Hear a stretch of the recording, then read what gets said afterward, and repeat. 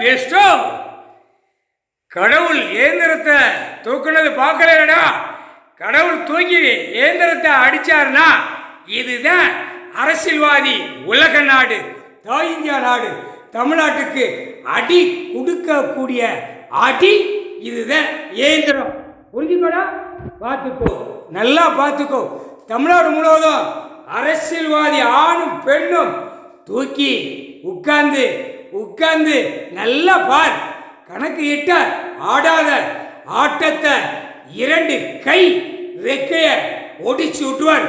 ஆட்டோமேட்டிக்காக நீதிமன்ற கோர்ட்ல இயந்திரத்தை ரெடி பண்றா. ஐயா ஜட்ஜி எழுதிட்டாரு, கணக்கு இட்டார்.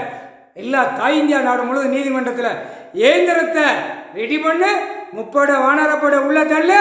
இவன் சேட்டைக்கு நம்ம நீதிமன்றம் ஆள ஆகாது. ஆடுதான், விரிச்சு போட்டு ஆடுதான். அப்ப இவனுக்கு கொடுக்க வேண்டிய இடத்துல கொடுத்தா தன்னால ஒழுங்கா போய் விவசாயம் ஒழுங்கா பண்ணி திம்பான்னு நீதிபதி ஜட்ஜி போட்டார்கள். லேசா கணக்கை விட்டுருவாங்க.